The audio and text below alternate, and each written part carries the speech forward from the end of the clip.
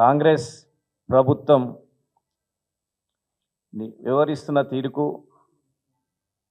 లగిచెర్లలో జరుగుతున్న సంఘటనకు, పేద గిరిజన దళిత పేద రైతులకు పైన జరుగుతున్న నిరంకుశ దాడులకు వ్యతిరేకంగా ధర్నా చేస్తామని 21వ తారీఖు నాడు మహబూబాద్లో ఎంఆర్ఓ ఆఫీసు ధర్నా కార్యక్రమం పెట్టుకోవడం జరిగింది. 2 రోజుల ముందే 19వ తారీఖు నాడే మేమందరం కూడా డిఎస్పి గారికి, కలెక్టర్ గారికి అండ్ ఎస్పీ గారికి లెటర్ పెట్టడం జరిగింది. వాళ్ళు మేము పర్మిషన్ ఇస్తామని చెప్పి స్వయంగా మా రవీంద్రరావు గారే డిఎస్పీ గారితో మాట్లాడి, కలెక్టర్ గారితో మాట్లాడి, సార్ మేము ధర్నా చేసుకోవాలంటే మేము ఏర్పాట్లు చేసుకోవాలి, పేద అయినట్టు గిరిజన తండాలకెళ్ళి ప్రజలు రావాలి కాబట్టి వాళ్ళకి మేము మెసేజ్ ఇవ్వాలి, మీరు పర్మిషన్ ఇస్తున్నారా లేదా అని పదే అడగడం జరిగింది. 2 రోజులు జాప్యం చేస్తూ రవీంద్రరావు గారు మీరు తప్పకుండా మీరు చేసుకోండి, మీరు ఏర్పాట్లు చేసుకోండి, మీ ధర్నా మీరు చేసుకోండి, ఎలాంటి ఇబ్బంది లేదు, మాకు డిఎస్పీ గారు కోర్టుకు వెళ్ళారు, వచ్చుడితో మీకు కాగితం ఇస్తాము, మీ పని ఏర్పాట్లు చేసుకోండి అంటే మేము అందరం కూడా అక్కడ ఉన్న నాయకులు అందరం కూడా ప్రతి గ్రామానికి ప్రతి తండకు కూడా మెసేజ్ ఇచ్చి మన ధర్నా కార్యక్రమం ఉంది, మన కేటీఆర్ గారు వస్తున్నారు, మీ అందరి ప్రజల తరపున ప్రభుత్వాన్ని నిలదీస్తారని మీ అందరు కూడా మెసేజ్ ఇవ్వడం జరిగింది.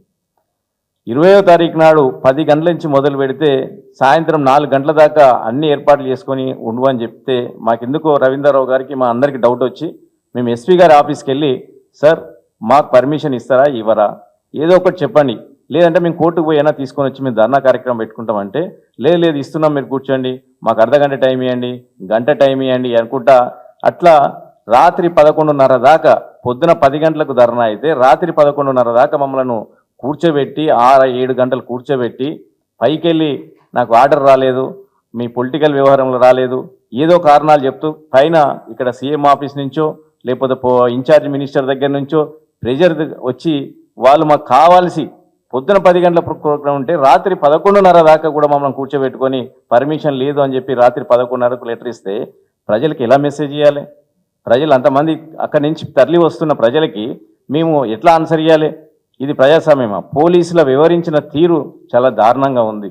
ఎందుకంటే టీఆర్ఎస్ ప్రభుత్వంలో ఉన్నప్పుడు, మా ప్రభుత్వం ఉన్నప్పుడు ఎవరు రేవంత్ రెడ్డి పాదయాత్ర చేసినా, బట్టి పాదయాత్ర చేసినా, రాహుల్ గాంధీ వచ్చి సభలు పెట్టుకున్నా, ఇంకెవరు పెట్టుకున్నా కూడా ముందే వాళ్ళు అడిగిన పర్మిషన్ ఇచ్చి పోలీసు ప్రొటెక్షన్ ఇచ్చి అన్నీ కూడా చేయడం జరిగింది. వాళ్ళు కావాల్సి అక్కడ లోకల్ ఎమ్మెల్యే మురళీ నాయక్ గారు, రామచంద్ర నాయక్ గారు, బలరాం నాయక్ గారు కావాల్సి మాట్లాడి కేటీఆర్ వస్తే రాళ్లతో కొడతాం, ఇది చేస్తామంటే వాళ్ళ మీద ఎట్లాంటి యాక్షన్ లేదు. ఒక ప్రజాస్వామ్యంలో ఒక ఎమ్మెల్యేగా ఉండి బాధ్యత తీసుకున్న వారి పైన పోలీసులు ఎందుకు మీరు ఇట్లా ప్రోకేట్గా మాట్లాడుతున్నారు అని చెప్పి వాళ్ళ మీద కేసులు పెట్టకుండా ఉల్టా మాకు పర్మిషన్ ఇవ్వకుండా, ధర్నా చేయకుండా మమ్మల్ని రాత్రి 11:30 దాకా వెయిట్ చేయించి మమ్మల్ని 6-7 గంటలు వాళ్ళు వివరించిన తీరు, పోలీసులు వేసిన తీరు చాలా దారుణంగా ఉండే.